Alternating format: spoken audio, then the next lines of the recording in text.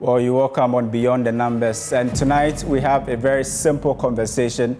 It's about the monetary policy rate. Beyond the fact that it checks inflation, does it really determine or predict Ghana's presidential election?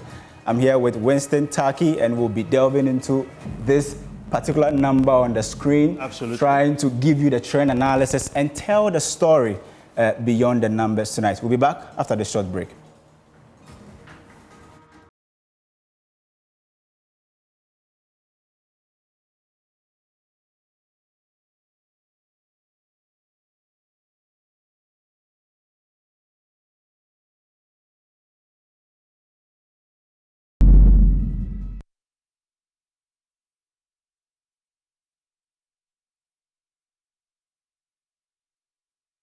Welcome back to Beyond the Numbers here on the Joy News channel. You can also be watching us on Facebook, YouTube, and all across our social media handles. Do want to comment and share your thoughts on the topic that we're discussing today. Comparatively, the trend analysis over the years, the policy rate, what has been the trend? And has it been quite predictive in terms of who is likely to be governing the nation Ghana, especially winning the election? We're going into the 2024 general election come December 7, but we are assessing the predictability of the policy rate in terms of whose government have performed better comparatively from 2016 up to now. Where have we been? And in fact, let's issue a disclaimer that we are not trying to predict the election. Our job here is very simple. It's to tell the stories behind the numbers. The curve you see here goes beyond just checking inflation. It has some interesting, stories behind it. So you see what's on the screen right now, the monetary policy rate at Wednesday. I want to play it for you, for us to see how the monetary rate has been panning out in the Fourth Republic, right from 1999 to the current 27% as of September 2023. So this is how the Ghana's monetary policy rate has been moving, fluctuating up and down since 1999. So in 2008, it was a bit high. It reached the range around 14%. It kept moving, but it appears that the high jump began in 2013, 2015, where we saw the monetary policy rate hitting above 20%, ranging around 26% that moment. But there you go. I mean, 29%. Currently, we know that Bank of Ghana has cut that rate by some 200 basis points, from 29% to 27%. But why is this figure so important, the monetary policy rate? It is the rate at which banks or the central bank lends to the commercial banks. And as a result of this reference rate, the central banks will look at it and then also charge you the interest when you also go to the commercial banks to borrow. So essentially, it is one of the best test cases when you really want to test the health of an economy. It is actually the monetary policy rate. Beyond the movement we've seen, there are some, peaks we are seeing that we are going to tell the stories behind these peaks. So you've seen the movement, but let's go to, our PowerPoint and then explain to you. Now that figure of 29% has been reduced to 27%. I mean, we say Bank of Ghana had to look at a lot of data before they had to come to this 27%. We know not just Ghana that's cutting rate, South Africa has also cut rate. We know the US has cut rate by 50 basis points. But beyond that, there's a story, Winston. Absolutely, the story still continues. Since last year, December, Central Bank had decided to sustain the figure at 29% because of the challenges in controlling inflation. We saw inflation hitting as high as 54%. Then the key challenge was, how do we sustain, how do we stabilize? Looking at the target that was set by the central bank for 2024, the range is between 15 to 17% year target. You think it's possible to get that?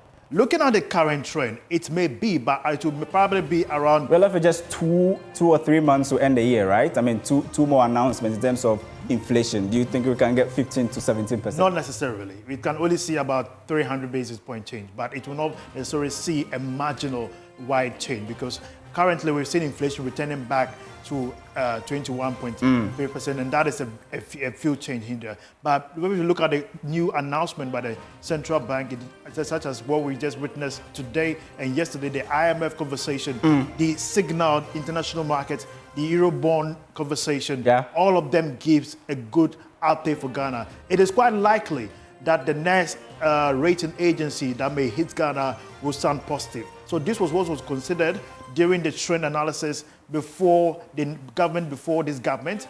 That was what happened there. I mean, beyond the fact that this is the rate that almost determines everything, yes, it has an interesting story behind it in terms of, I almost said predicting a presidential election, but it has some nice or some perfect correlation with the outcome of our presidential election. And we've been analyzing data. I want to tell the story behind this, curve that we've seen. So we have 4 elections for you, in fact, 3 elections for you. And you can see that all these elections occurred when the monetary policy rate was at its peak. So we have 2000, there was an election. Yes. 2008, there was also an election. 2016, there was an election. And we are talking about the 2024 election, which we are trying to tell the story behind this curve. But what we are saying is that these were, the times that the monetary policy rate peaked. And it tells an important story that, voters look at the economy as one of the key determinants as to whether they should vote a government out or maintain that government. And we'll be telling the story very soon, Winston. From 2000 and 2008, the key challenge was international cocoa prices was really the dividend factor. That was what hit the government. So you see the finance minister come to the House of Parliament indicating that although our revenue recorded some shortfall, our expenditure was marginally increased. Nonetheless, the key hit is because Ghana depended marginally on cocoa exports. So when the price is a bit low, it affects revenues weren't crystallizing. Absolutely. That point, And also when we come down, one of the key inflation movers then was transport and electricity. So transportation, price of every week, we kept seeing transport unions putting out new fares. 3 times in a week, we could see transport fares going up, and that was something that people felt directly. So this policy rate, adjustment or non-adjustment, directly affect every individual. Yeah, and in fact, it was in that period that we had to go for the HIPIC program under the administration of the NPP and then the then President John Agyekum Kufuor. And we also have the 2008. Absolutely. That same story, we had the effect of the HIPIC right from 2002, 2003, 2004, going into the 2008 election. In 2016, we are, isolating these elections because the next slide will tell you an interesting story. And we are, repeating the disclaimer again that we are not here to predict the outcome of the 2024 election. The only people who can determine the outcome of the election you, the voter electorate. There are more than Absolutely. 18 million voters who have voted. Based on the trend. Exactly. Now, we have this interesting story to tell. And the story is that anytime that you see monetary policy rate peaking, what happens is that it is interesting, or coincidentally, we have elections around that time. And what happens is that there's always a change in government when you see monetary policy rate making this kind of upward shape. The curves you see. The concave, the hilly figure you see there. Let me try and see if I can, mark this for our viewers. As you're marking that, one interesting aspect that viewers must understand is that, coincidentally as well, during those periods, Ghana always seems to find itself under the IMF program. So the IMF period, the 3rd year, we begin to see some stability in inflationary figures, some stability in our economic outlook. We start recording some marginal growth, especially GDP. Just as this year, 2024, we saw GDP hitting from 4.5% from the first quarter. In the second quarter, it's been quite good, and that was attested by the finance minister and also the central bank governor, Dr. Edis Addison, indicating that the economy is on the path of recovery. Nonetheless, the DDEP was also something that was witnessed this year, and that also shook between the between 2022 2024. Yeah, we saw that conversation. That same thing. So in fact, perfect way to put the whole thing and then give it that sort of introduction. But the main story is that if you look at 2000, that was the first time that in the Fourth Republic we saw power change from the hands of the one political party to the other. Let's see how inflation or the monetary policy was behaving then. We saw one of the highest peak in that period.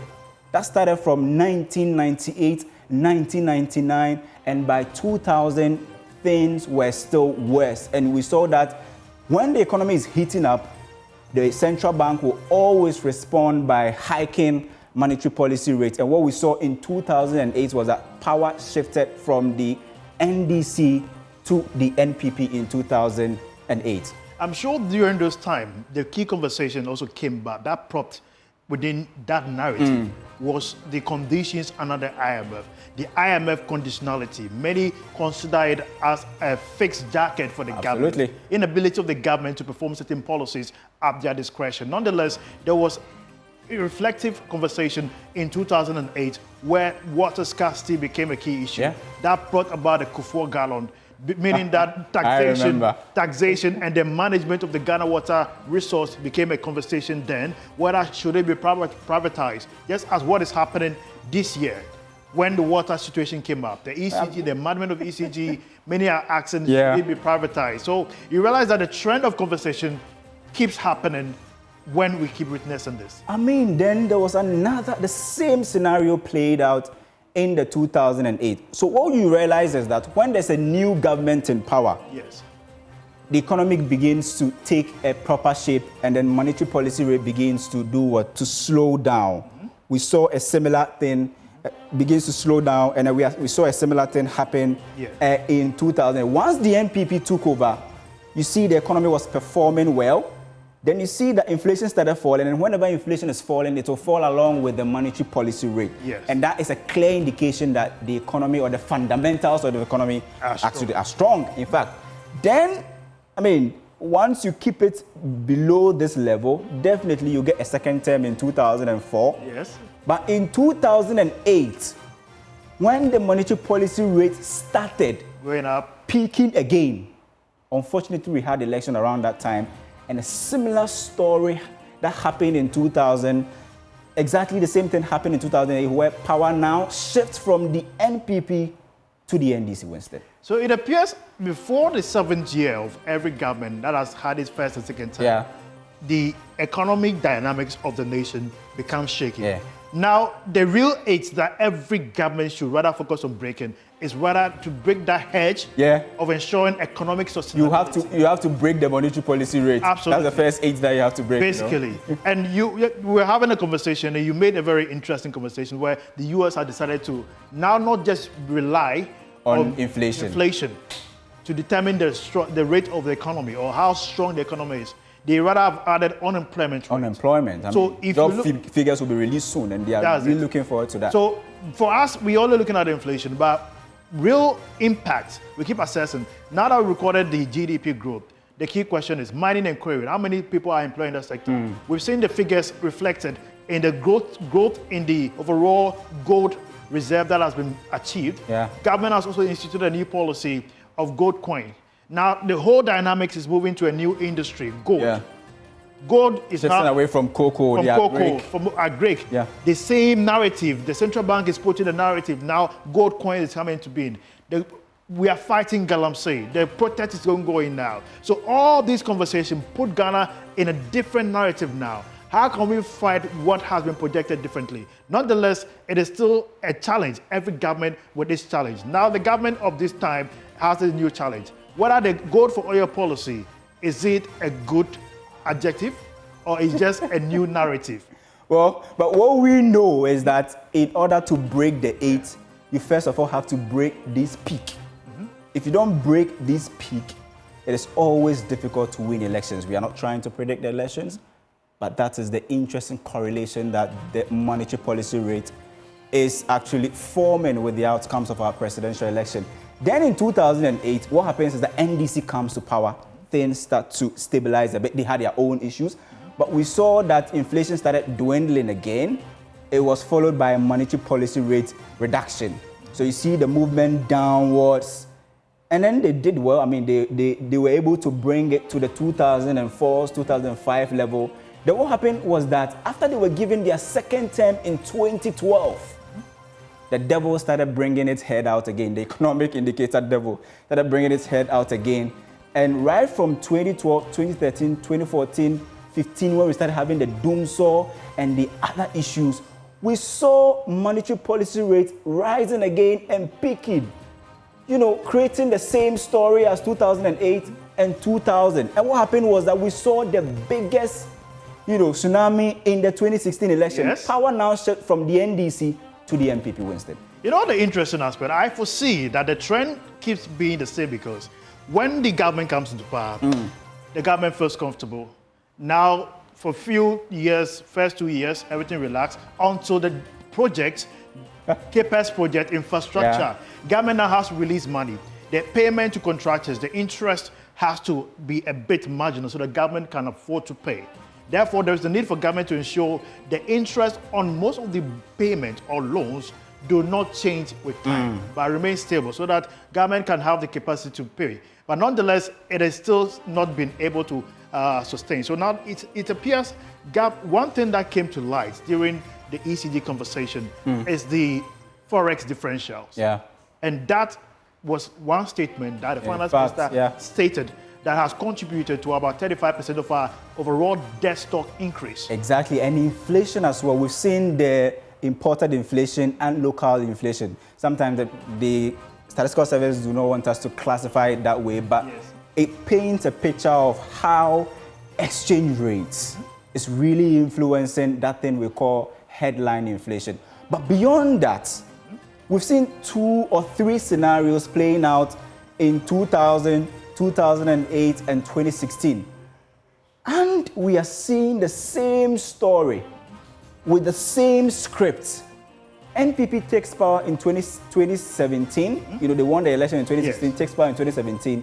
The economy started to perform well again. We became the trailblazer in the Eurobond market. We went ahead to borrow and borrow and borrow. With the data, we're even growing around 5.6%. Exactly. 6.5%. One of the fastest growing economies in the world. In sub-Saharan Africa.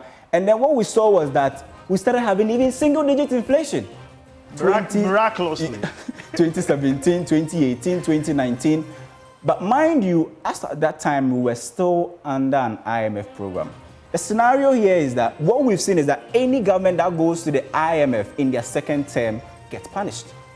But in 2016, what we saw was that the same story. I mean, the economy started to perform well, monetary policy rate, begins to decline like the way it did in 2000, 2008.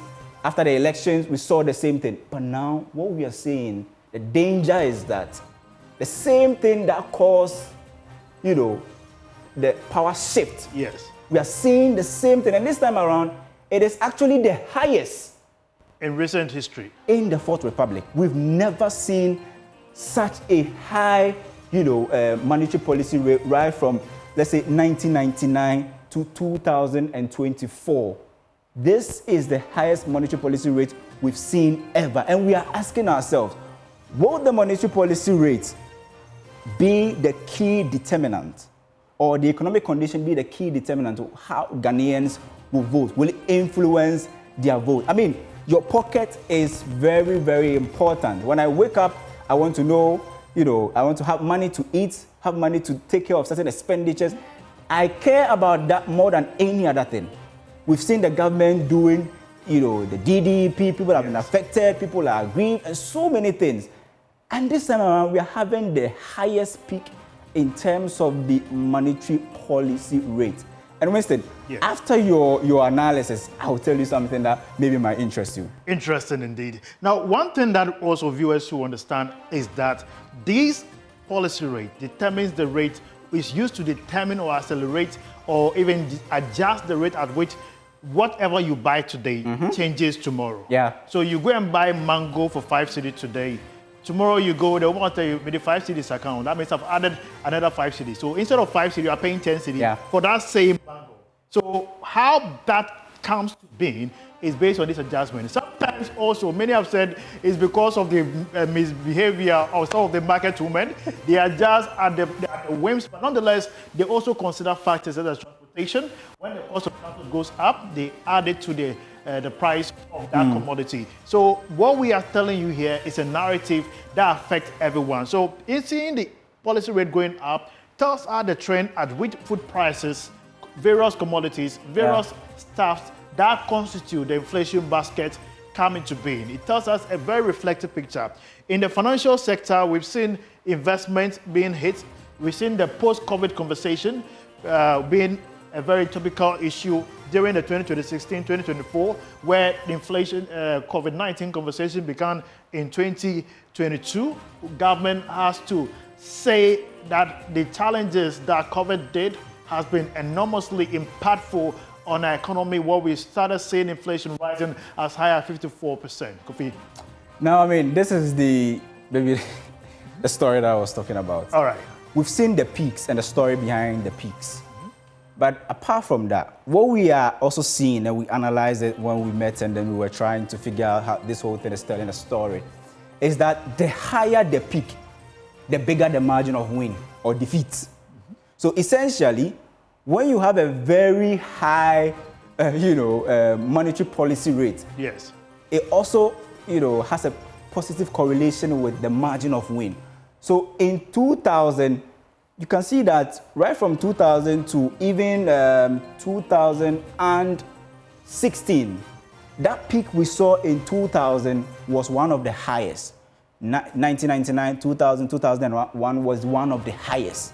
And what we saw was that the NPP won the election with 56.9%. Very, very huge. The highest, in fact, the highest since 2000 that any presidential candidate has ever won election. During that period, the key conversation people were saying is we want change. Yeah. We want change. We want change. Why? Because of the economy. The economy. Right? And they felt that the condition could have been better. They felt that the government that they was promised, the policy that was put forth will be more revolutionizing their well-being, and therefore there's the need to change. And many have said that it is better for us to be in a cycle where every government will rather be 4 years instead of the normal 8 years. And many also proposing that indeed let's rather make it 5 years. But people are saying we can't suffer for 5 years. Others are saying we can also benefit for 5 years. Yeah, and in fact, another story is that whilst the 2000 election gave that big margin of win, the 2008 election was a bit different. Why? Because government had benefited from the HIPIC program. A lot of money was in the system. But people, were still struggling in terms of their living condition and what have you. But the economic indicators were becoming better. Nonetheless, the NPP still lost the election. But because the monetary policy rate was not that high, the NDC just won the election with 50.2%. This is significantly lower than that 2000 election where the monetary policy rate peaked at a very high rate. Interesting enough, the same narrative looks like it's repeating itself this time. In 2016, right? We saw that in 2016 with 53.9%. And what will it be for 2024?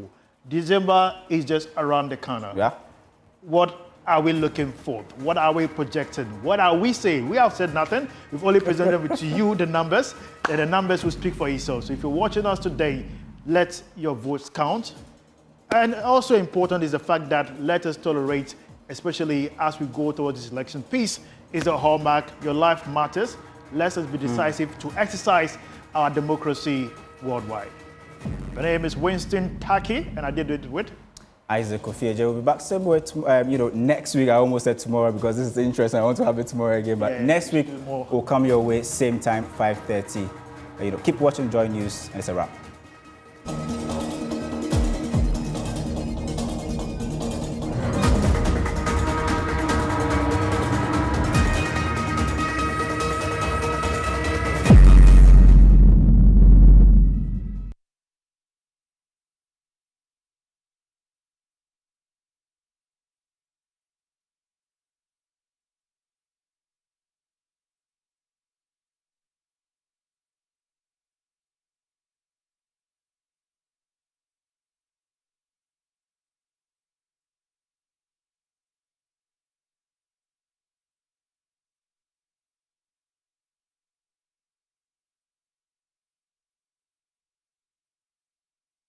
Her voice is more recognizable than her face.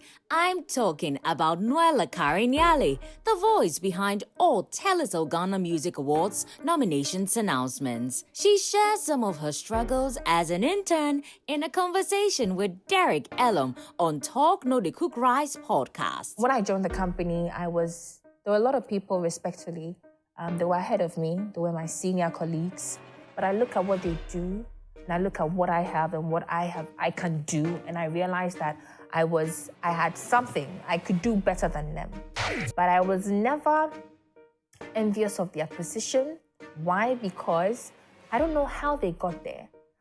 The fact that you're good doesn't mean you have to be placed in a place of opportunity. You may know something, but you don't know everything. You must be humble, you must be patient, you must be hardworking and respectful. Catch the full conversation this Sunday at 5:30 p.m. on Joy News. Talk No The Cook Rice.